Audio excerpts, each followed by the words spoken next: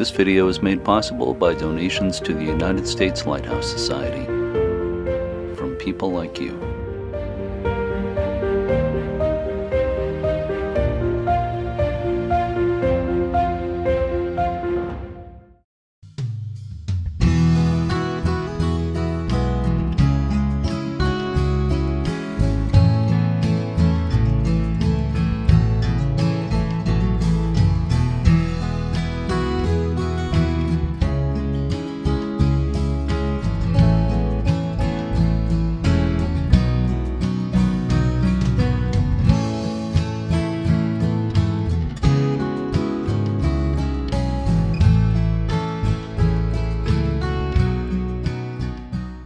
Speaking this afternoon with three people who are associated with the Port Washington Lighthouse in Wisconsin. We have Don St. George and Andrea Cole and Patrick Curtis.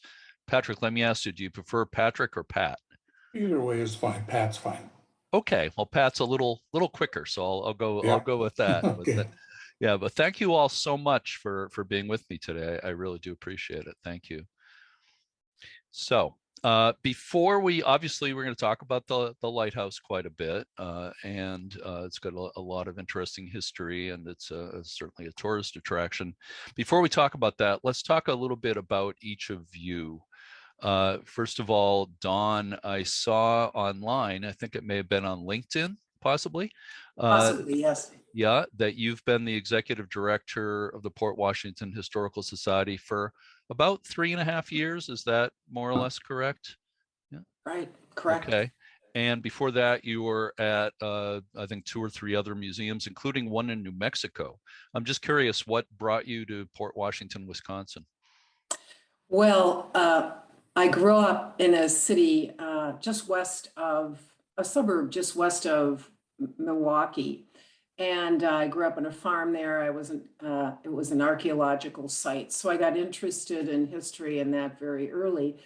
I also have a PhD from the University of Wisconsin-Milwaukee. So I've spent most of my life and my career here in southeastern Wisconsin, spent a lot of time in the division of museums and historic sites at the Wisconsin Historical Society too. So I have worked in Madison. I was director of Old World Wisconsin and went out to New Mexico to direct a living history museum out there. Family brought me back to Milwaukee. So in part, New Mexico was a blip on an otherwise career that's centered in the Midwest. Okay, well, that makes a lot of sense. So it's good to hear you have those roots there, and that you're able to be involved with something so close to home. Oh yes, it's always good to work close to home. Yes, absolutely. So Pat, I have a 2-part question for you. What led you to become the building manager for the Lighthouse, and what does that position entail? Okay, well, I'm the Lighthouse manager is my official title. Lighthouse manager, okay. Yeah, and I was a guide when Dawn and me both came, into the society about the same time. I grew up in Port Washington, but my job took me all over the world, and I lived all over, and I just came home. So I signed up to be a guide, and there were a couple, they were co-managers. And some of their family dynamics changed. They had some grandchildren that they had to help, so they had to kind of step back. And I was in the wrong spot at the wrong time, and that's how I became the manager of the Lighthouse. But I've been doing that now for about 3 years, and I thoroughly enjoy it. Great. And what does it mean exactly? What aspects do you manage? Do you manage restoration projects or? Well, the society is set up in a way that we have a lot of different, committees and chair people. There is a building and grounds committee that takes care of the building, but as the manager, let's say my wife and me look after the place all year round. Yeah. If we go up there, we see a water leak or something, we'll contact Keith Jarvis, who's the building and grounds chairman, and he would fix it. Okay. So one of my biggest jobs was trying to wrangle volunteers, for the season. Mm-hmm. And it was quite a job. And one day Andrea was in the wrong place at the wrong time. Anyway, she was gracious enough to sign on and help me with that. So as a volunteer coordinator, I kind of stepped back from that, but I'm still involved. If somebody can't come, I'll fill in. Yeah, Like that, so. sure. Well, it sounds like being a lighthouse manager is plenty. You don't need to be volunteer coordinator at the same time. That sounds like an awful lot. True. Yeah. So Mhm. Andrea, moving on to you, how did you get involved as a volunteer and as the volunteer coordinator as well? Well, I moved to Port Washington, Wisconsin. Actually, work brought me here to the area back in 1996. And because I purchased a house that's got a lot of history to it, it was built in 1888 or thereabouts. I spent a lot of time at the Historical Society Resource Center researching my home and the neighborhood, and got to know the people who work there or really volunteer there. So then I expressed an interest in helping to do research and staff the volunteer, the resource center at times. And so I've been a long time volunteer in various aspects. And then, as Pat mentioned, there was a need for, well, I was a guide at the Lighthouse also, and Pat expressed a need for a volunteer coordinator. So I took on that role with another coordinator just this past year, and it went pretty well. We did a lot of work and pulled a lot of guides together to help guide tours. Mm-hmm. I'm on the executive board, so the board of directors. So I'm involved in that way as well. Mm-hmm. Okay. Let me just ask you something while we're on this subject, Andrea. I don't know how many volunteers you have on hand and how many are needed to kind of run the place on a regular basis, but I imagine you're always looking for more. Is that the case? That's very true. We're always looking for more. What we did this past year in the summer is we tried to have 3 or 4 volunteers at the Lighthouse during the open hours on the weekends. And that 3 was probably the sweet spot. We'd have one person outside telling the history overall of lighthouses past and present in Port Washington. And then indoors, we would have someone guiding tours on the first floor, and then another person on the second floor and the tower. So that was probably what we found was the best balance of responsibility. So Andrea, you just mentioned resource center, that there is a Port Washington resource center run by the Historical Society. Dawn, could you say a little bit about more about that? Is that something that's open to the public?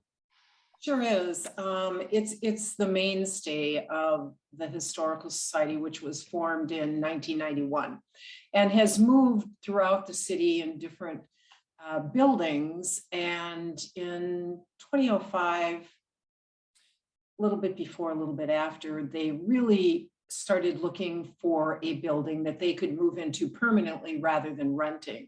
And their idea was to purchase a historic building. Well, that came to be about 2015. And so the Resource Center was able to take on a much larger spot. All of the historic documents, the archives are now housed there. We're on Main Street, so we're very visible to the public and to tourists, both who use it. We have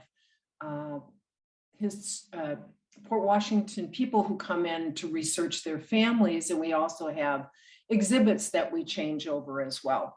Mhm. So a lot of activity going on there. We clip a lot of newspapers still. The collections volunteers use a collections database called Past Perfect. And so we're constantly accessioning new objects into that collection. We have about 20 volunteers that actually work at the Historical Society. Some of them are to greet visitors. Some of them do exhibits. Some of them work with people who are coming to do research. Mhm. Okay, so it's a resource center, but it sounds like it's also kind of a museum of Port Washington as well. Yeah, I think once we got the larger building, we were able to do that. Mhm. And then we can display our objects. Right, right. That's excellent.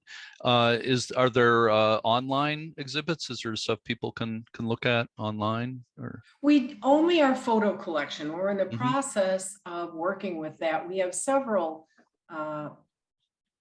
residents who have given us their photos. We don't have all of them online, but we've chosen photos that we think might appeal to the public more and have those online, and you can access those and then purchase them off of our website.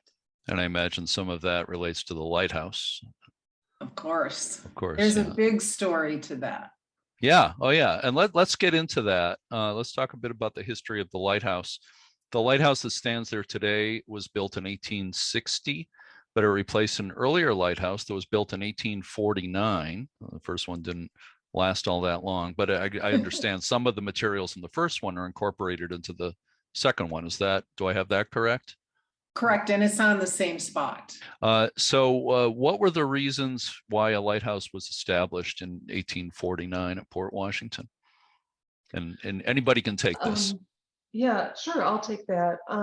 So if you look at the lighthouse, the 1849, and then also the following, the 1860 lighthouse that was built on the same piece of land, it's not near the harbor and it's elevated. So the purpose of that lighthouse was to give a reference point to the boats on the lake going by.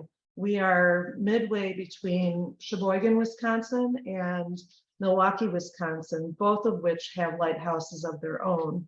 So it was a continuum, if you're going north to south, once you pass Sheboygan, then you eventually see the Port Washington Lighthouse and then followed by the Milwaukee Lighthouse. So it was a reference point to allow the boat captains to know where they were on the lake. Mm-hmm. Okay. As time went on, there was a need for, at that time in 1860 and before, we didn't have a proper harbor. It's not a natural harbor at all. It's a man-made harbor in Port Washington.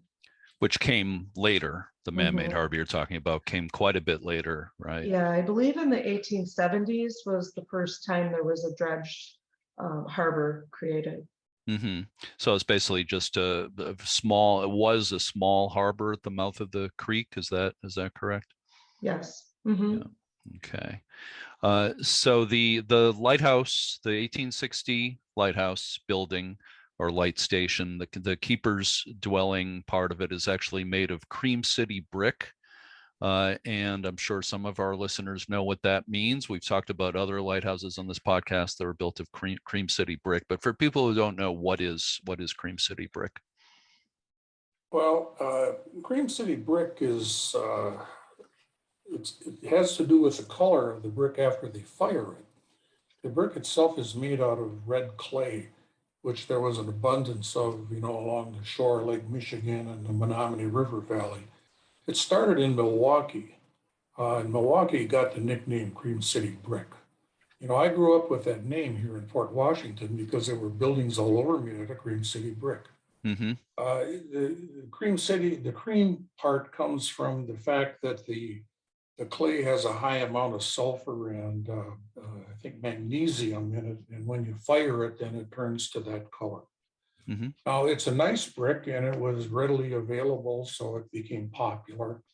There was a several factories in Milwaukee, but there was one also in Port Washington called the Gunther Brick Factory.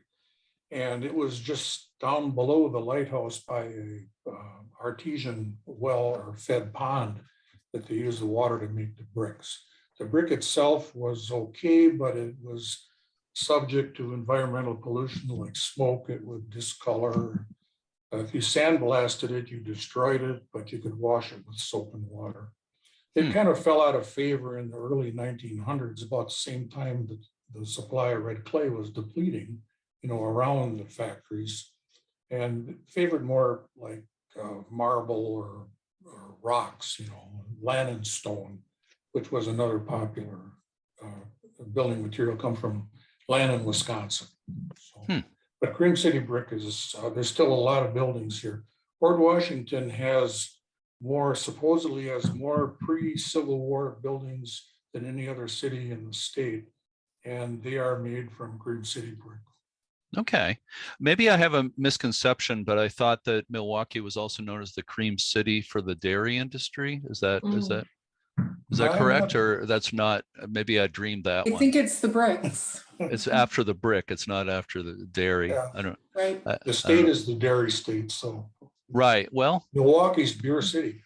well, there's that. Right. There's Right. cream on top of that beer too. That's true. I was just in Ireland for a few weeks, and I had plenty of Guinness with the sort of There you cream go. foam on top, so I know what that's like. But okay, so I'm glad you clarified that. Thank you. So the lighthouse that's there today, the light station, was active for a fairly short period of time, only 1860 to 1903, if I have that correct. Is there anything from that period that stands out? Of course, there were keepers and families living there during that period. And I'm sure there's multiple things. We might not be able to talk about all of them, but, and any of you can take this, but I'm wondering if there are certain personalities and or incidents that stand out from that period. Let me jump in on that one. It's true that from 1860 to 1903, it was the lighthouse. Until they built the Pierhead Light, but it was still a functioning building. And when they electrified the light, of course, the generator was up by the lighthouse that powered the light at the end of the pier. Mm-hmm. There are a couple of keepers that I think are worthwhile mentioning. In 1860, the first keeper there was a woman by the name of Margaret Schumer. Her husband had been the keeper in the old lighthouse, but during the construction of the new one, he died.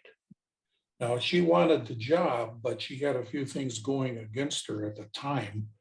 Number one, she was a woman. Number two, she was an immigrant. Number three, her command of the English language wasn't sufficient. But with the help of her friends, they got her to pass the test, and people wrote letters. The day that her husband died, she had to take care of the light. And since he died, she was taking care of it. And eventually they did give it to her. Mm-hmm. The second keeper that I think is worthwhile mentioning is the Lewis family.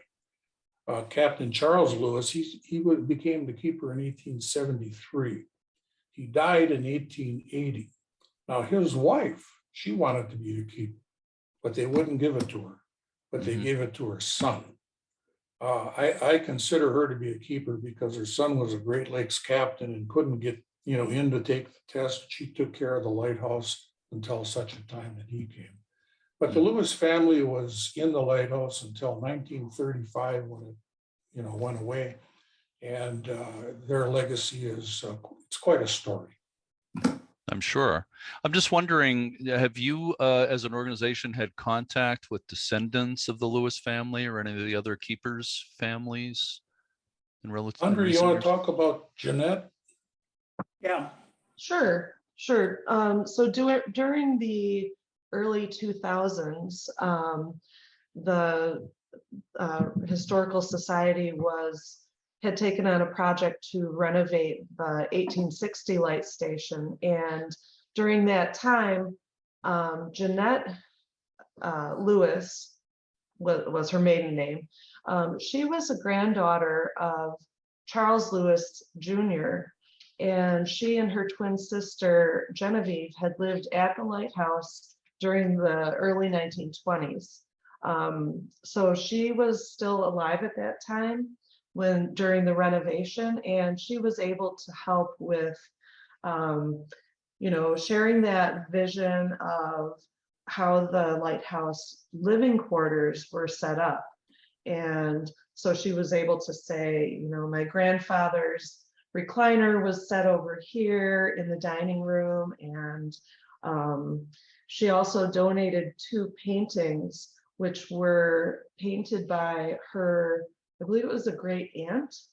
And so we have those paintings hung in the parlor at the same locations where she told us this is where they hung. And so those are, some of the special memorabilia and the authentic pieces that we have at the light station now. The furniture is not necessarily is not authentic to the light station, but it is appropriate to the time, the early 1900s to 1920, as Jeanette helped us set up.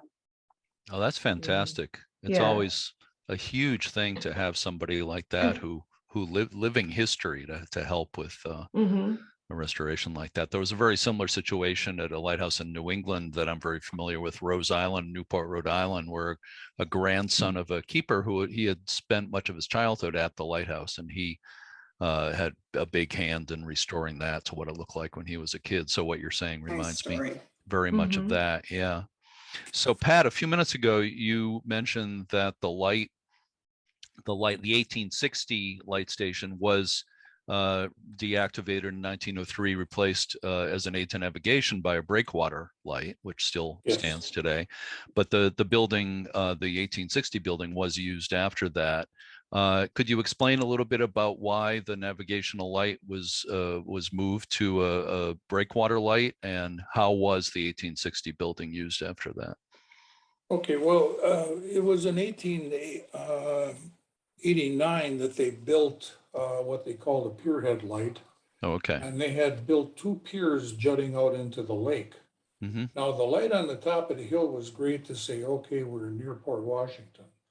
But if you're trying to come into that, between those 2 piers, you had a little trouble. So they placed the light out there. And so that light, the purpose of that was to guide you into the harbor. And then, like you said, in 1903, it was electrified. But prior to that, the keeper got to hire an assistant keeper. And they had 3 different assistant keepers up until 1903. When the light was activated, they no longer needed the assistant keepers because nobody had to go and light the light anymore. So I'm not sure if I've answered the question totally, but the lighthouse itself was still the quarters for, Captain Lewis. Now, he did retire in 1924, but they kept him on as caretaker until 1935. Ah, okay. So the lighthouse served its purpose as the official residence of the lightkeeper, and although the light was there, it could be used in an emergency. It wasn't used on a daily basis. Yeah. Okay. All right. That clarifies a lot. So let's jump to more recent history. And there's it's such a unique story about how the lighthouse was brought back to what it once looked like. And of course, when it was deactivated, I guess, I don't know if it happened immediately in 1903 or exactly, Pat, maybe you want to explain that, but the tower part, the lighthouse tower on the top of the keeper's dwelling, was removed after it was deactivated. Is that correct? Well, yes, but it was removed in 1935. 1935, okay. Yeah, the light remained until 1935 when they turned it into a duplex. Okay, so for quite a few years, starting in 1935, there was it just looked like a house, basically, an interesting house, but a house with no lighthouse on top, no lighthouse tower. But then the country of Luxembourg actually played a large role in the restoration of the building to what it had originally looked like. So I don't know who wants to take this, but if you could tell it, and I know it's not a story you can explain in a minute or two, but just if you could give us a kind of a rundown on how Luxembourg got involved and what happened there. Mhm. So we have in Ozaukee County, where we're located, we have a large population, relatively speaking, of descendants from immigrants from Luxembourg. And we had a visit in the early 2000s during the renovation project from the Grand Duchy of Luxembourg, dignitaries from there, and they discovered or learned of the project by which the Historical Society was leasing and making use of the 1860 light station. They learned about the fact that we were missing our tower. And so they, as a gift and as a thank you to American military members, and in honor of all of their country people who had come and settled in the area long ago, they volunteered to create a tower, a replacement tower for us.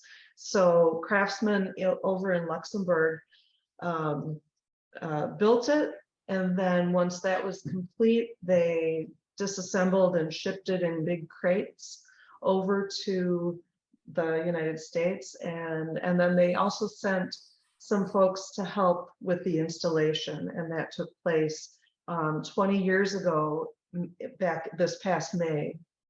So it was in 2002 that the installation took place. Mm-hmm. Lots of fanfare, and it was just a really exciting event for our city and for many people. Yeah. Oh, it's just such a great story.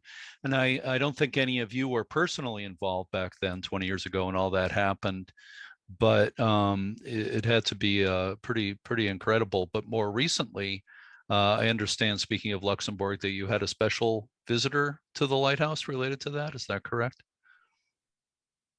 And we've had several ambassadors visit. There is a Luxembourg Cultural Center just north of Port Washington, and many of the descendants of the early immigrants are dual citizens. And take very much pride in being citizens of both Luxembourg and the United States. So when the ambassadors visit the cultural center, which is just about 10 miles away, they always stop and say hello and tour the light station and see what the Luxembourg Duchy has given to the city of Port Washington. We also, the former mayor of Milwaukee, Tom Barrett, just became the ambassador to Luxembourg from the United States.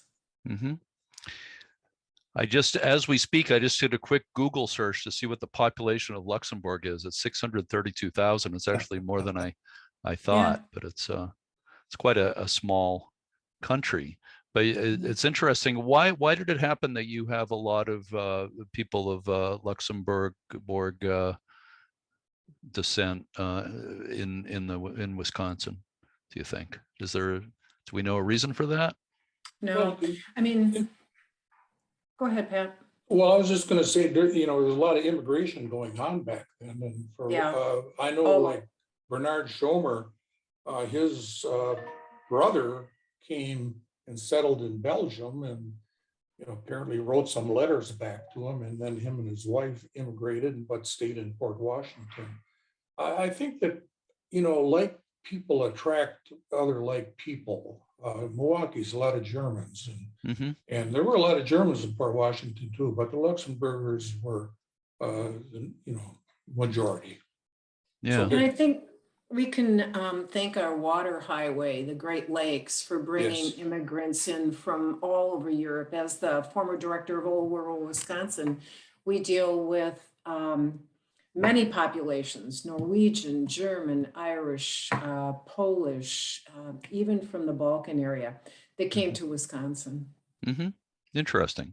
Yeah, like you said, I'm sure a few moved there and relatives and friends just ended up kind of snowballing from there, which tends to happen in different places. So let's move on. It's just such an incredible story, all that, the involvement of Luxembourg. But let's move on and talk about the tours at the Lighthouse. We touched on that earlier. But if you could say a little bit more about what is the open season, what is the season for tours, and what basically do people experience when they visit there for a tour? So we're open for tours from Memorial Day weekend through Labor Day weekend on Saturdays and Sundays. This past year, we were open from 1 o'clock to 4 o'clock p.m. on Saturdays and Sundays. We may adjust that as the need arises. Yeah.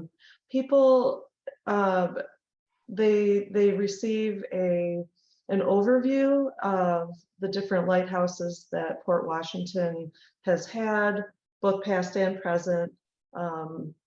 Kind of as a gathering outside, and sometimes we'll walk across the street because we're on an elevated piece of land. We can walk across the street and show them the harbor and looking out to our current pier headlight that was built in 1935. Giving them kind of a basic information or set of information to go on, and then they enter the lighthouse and tour the living space. So we have the keeper's bedroom, the parlor, dining room, pantry, and the kitchen. In the kitchen, there's a brick wall. It's Cream City brick, and it's actually a remnant from the earlier 1849 lighthouse building, which was a cabin, separate tower. So that's interesting to point out. And then they go up the stairs to see the keeper's office and up 3 more sets of stairs, which are really more like ladders, up to the tower. So we have a lamp cleaning room up there as well. And then at the very top, there's a tower, and it's probably big enough for about 4 adults maximum. So a lot of times I'll hang back and let, 4 or groups of 3 or 4 people go up there and then kind of poke my head up and have a few words or answer questions as they have. But we have a beautiful view from up there in the tower. Clear day, we can see Milwaukee. It must be incredible. And is there any sort of light, just for show maybe? Is there any sort of light in the lantern room? There is. There is we have a replica lens, 4th order Fresnel lens. Oh, right. That's right. Of course. Yeah. Made by Dan Spinella of Artworks Florida. Artworks Florida. Yeah. Yeah. Currently, we have a light bulb inside it, so it does light up at night. It must be triggered by the light level, the ambient light level, because one time about a month ago we had storms coming through, and during the day the sky got dark enough, and I was up there with the tour group and the light came on. And it was a big surprise because I thought prior to that it might be on a timer, but it seems to be triggered by the light level. So so that was interesting.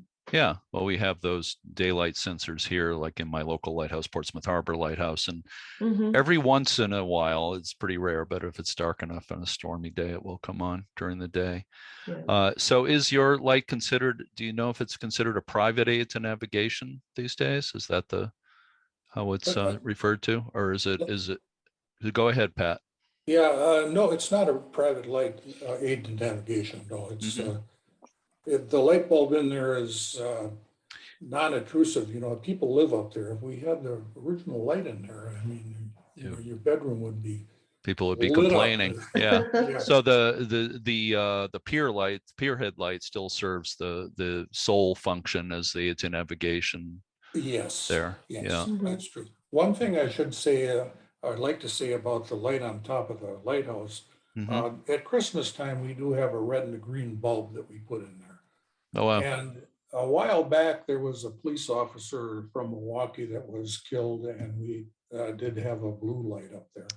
Okay. We also have a flagpole, and we do run it at half staff. Many times we get letters from the governor, like right now with the Queen dying, it's at half staff. But we also fly the flag of Luxembourg up there too. Oh, okay. Oh, that's nice. Yeah. That's a nice touch and appropriate. So you mentioned, Andrea, earlier, the volunteers helping with tours and everything. Mhm. Do the volunteers do other things as well? What sort of things do volunteers do there? One of the things we wanted to mention was the Port Washington Master Gardeners maintain the flowers around, the plantings. I was up there over the summer and was amazed at the number of pollinators that they've been able to create this garden that is magical all summer long and serves such a purpose. So I think Pat had referred to our Buildings and Grounds Committee from the board, and they really are the ones that maintain the property itself. But some of it calls for craftspeople to be brought in. But where we can maintain, we try to, the volunteers try to maintain the light station. The volunteers also work on things like fundraisers and the resource center. Many of the people that work there put a lot of time there. They're also guides. So people wear a lot of hats. That's why we need more. Yeah. Well, and speaking of that, if people want to volunteer, how do they go about learning more and contacting you? Is there information on the website about it? There is. I think, Andrea, you set up an email link, right? Yeah, I do have, we have an email address, 1860. Sorry, I'm gonna need to. That's okay. I think on our main website, there might be a, let me see, pwhistory.org. Light station. Just bear with me for a second. Volunteer, yes.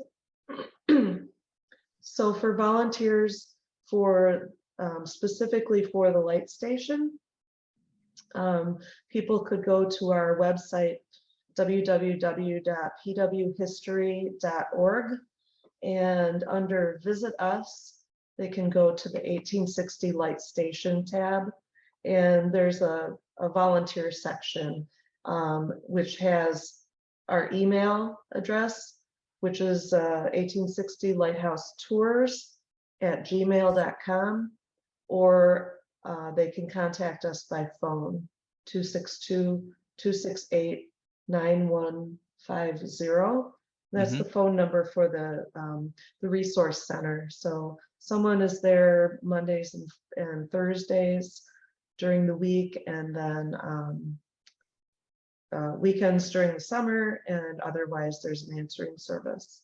So thank you for the information on how people can contact you, but just Dawn, I understand there are some ideas about new ways of kind of utilizing volunteers in ways that haven't been done before. Is that right? Yes, so many of our volunteers did not return after the pandemic, and much of that had to do with them not wanting to meet with the public. And now that there has been several years in between, they seem to have drifted away. Prior to the pandemic, we used to be open 6 months and sometimes 3 days a week. We've had to cut that down the last few years because of not having volunteers. So we started looking at how can we get back to our original model where we're open from May through October. And I had the opportunity to visit some light stations in Michigan this summer, and they have a model where they have volunteer keepers who come in from around the country and sometimes around the world to spend a week or two in their light station, in their apartment. We have a 2-bedroom apartment above the light station. That what we'd like to do is have what they are calling volunteer light keepers come in and and give the tours. Now that won't eliminate completely the volunteers we have, because the volunteer lightkeepers will have to be trained. And as Andrea said, it's best to have 3 people in our light station at a time. And with having the kind of apartment we have, it'll probably be 2 people that would be volunteering there. So we're going to put that model into play in 2024. So we'll start advertising for volunteer keepers probably next spring, by March, so that by the time May of 24 comes around, we're able to at least substantiate our volunteer corps. So it's good that Andrea gave all the information. So if anyone is wanting to become a volunteer keeper in Port Washington in 2024, please get in touch. Okay, well, I think it's a fantastic idea. I have to say, you might expect, you would probably need to expect a lot of inquiries about that. Yes, and I found out that so many people return year after year, and we're looking forward to that. So once you become a light keeper, then you tend to return. Yeah, well, I know of similar projects, programs, not just in the Great Lakes, but here in New England. Seguin Light in Maine has seasonal caretakers living on the island, and there's a few others, Thatcher Island and Rockport, Mass. And I know that there are return people who've done it for years. I got to talk to some of them, and it was amazing, their stories. Some girlfriends come out, just the 2 of them, or maybe sometimes 4, and do a girlfriend trip, families with even small children. So there's a variety of people that appreciate light stations. Yeah, no, I think it's a perfect idea, and I know you're going to get a good response to that. So if we could shift gears a little bit, there's another interesting story I was reading about. You have your historical society has been involved in restoring a lifeboat. I think it used to be on display at the light station. Maybe it will be again, but it's a lifeboat from the SS Milwaukee. And Dawn, could you tell me a little bit about the interesting background of that lifeboat? Right. So the SS Milwaukee was a car ferry that was sailing out of Milwaukee, going across Lake Michigan in October of 1929, actually October 29th. And the Lake Michigan becomes notoriously treacherous in November. If you think back to the Edmund Fitzgerald, and this car ferry was sailing with a lot of railroad cars, and they broke loose in this big storm and just punched holes in the deck. All hands were lost, except for 4 crew members who were able to get into this one lifeboat.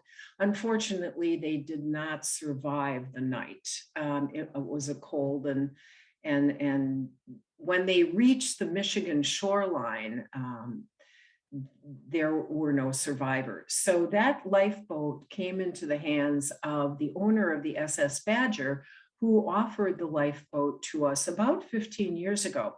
Unfortunately, it had sat outside most of that time and needed a lot of restoration and repair. We took it up to shipbuilders in Sturgeon Bay. They repaired the boat about 2 years ago, and then we've been in the process of trying to decide what kind of display shelter we could build to keep the lifeboat from deteriorating again. So we got a donor that very graciously funded the restoration of the lifeboat and the shelter. But after the pandemic, the costs had really gone up, and we recently got a grant from a tourism capital grant from the state of Wisconsin that will allow us to now complete that shelter. We've got it staked out. We're getting ready to pour the concrete within the next week.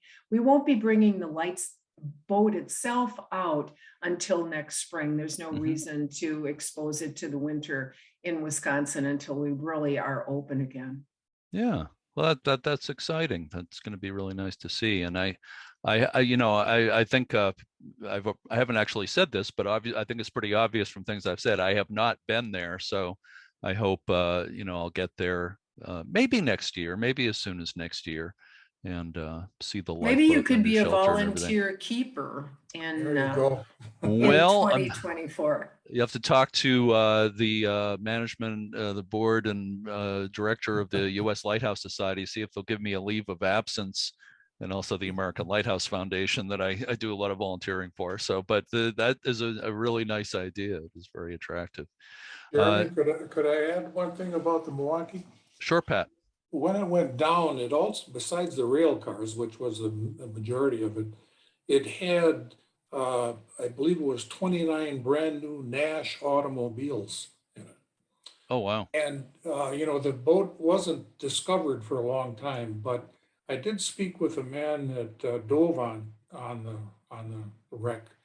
And I said, "Did you see those cars?" He says, "Oh yeah." He says, "They're all sitting there, all lined up, just pretty as can be." I says, "What kind of condition are they in?"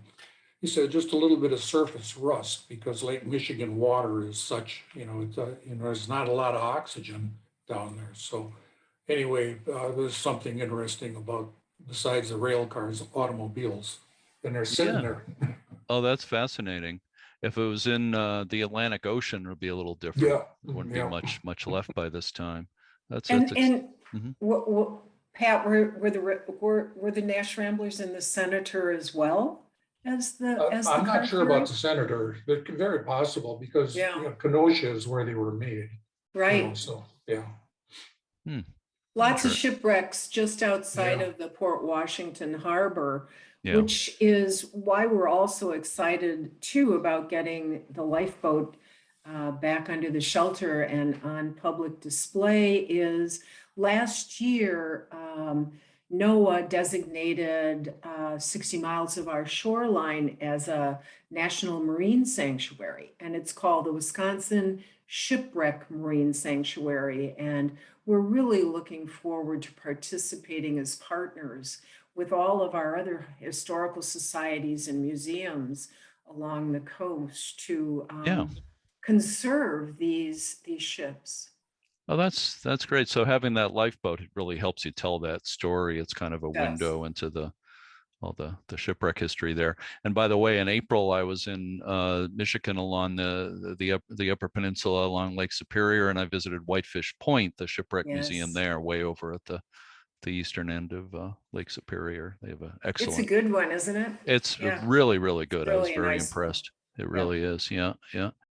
So Pat, we haven't talked about it yet, but obviously you have a lot of knowledge of the history of the light station, and I understand you actually wrote a book about it. Is Yes. that yeah? Yes. Yeah. Tell me a little bit more about it. What is the scope of the book, and how can people get it? Okay, well, the book itself came about by accident, because as a guide, there was a lot of information available, but it wasn't all pulled together. Yeah. So I thought I'd try and pull it together. Well, when I sat down and looked at it, I thought there's enough here to make a book. So I did make a book. Ta-da. Yeah. And the book covers a period of time from 1849, from the first lighthouse, to 1935, to when they closed the 1860 lighthouse and turned it into a duplex for Coast Guard personnel. It also covers all 9 of the lighthouse keepers. And in there, I also include Mrs. Charles Lewis Sr. as a keeper, and the 3 assistant keepers. Mm-hmm. There's a little bit about each of these people, and some of them are more interesting, and we have more information. I'm also working on a second book about Margaret Schumer, the first keeper of the light in the 1860 lighthouse. I call it First Lady of the Light. I hope to have that done by spring. And both of these books will be available, and the one is currently available on the Historical Society website, pwhistory.org, and also on Amazon if somebody wants to look for it. So okay, great. Well, it's a valuable service that you've done to pull all that information together. And I'm sure a lot of the information that tends to be on the internet is not always correct. So I'm sure that was part of the job too, of sorting out what's true and Yeah, what isn't. that's the thing with history. You Yeah, know, one person's opinion could be different, but you know, you gather a few sources and you pretty well can zero in. right. And I tried to do that. Yeah, yeah, great. So the work of preserving a place like the 1860 light station of Port Washington obviously is never finished. You finish one project and there's something else suddenly pops up that needs to be done. But it looks, from all the photographs I've seen, it certainly looks like it's in great shape. But I'm wondering if there are any major restoration or preservation type projects in the pipeline at this point. Anything planned? Well, we're in the process of a new strategic plan. Our old one is maybe 3 to 5 years old. There is another building on site called the generator building that the Coast Guard used. At certain times, that has been displayed as a museum with artifacts in there. Right now, it is just a storage area. I think we'd like to restore that building. It needs new windows. It needs heating and air conditioning in order to keep our collection objects in the best of care. So I think that's very possible, but we don't know that until we get to our new strategic plan. We do own a lot next to the light station, and that's part of that lot is where our lifeboat will be displayed. We may want to build an education center on the bluff. We're just not sure. So we want to create a campus up there so that it is more than the 1860 light station. We just are in the process of extending our lease. We've had 25-year leases with the city. Our second one is just about up.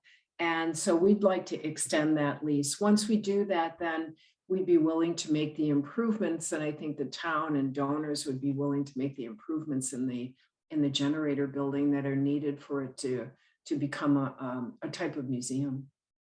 Sure. Well, there's some really exciting ideas there. So Yeah. I look forward to hearing more about what happens in the coming years. I have one final question for each of you, and you can fight amongst yourselves as to who's going to take it first. But and this is for bonus points, okay? The question is, what is your favorite thing about your work, your involvement with the Port Washington Lighthouse? Who wants to go first? Okay, I'll go first. Okay.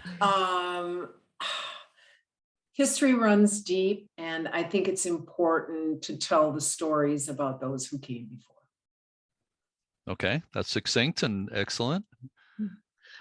My favorite part about my involvement is sharing the history in the lighthouse, telling the story of past and present lighthouses, and seeing people enjoy the tower climb.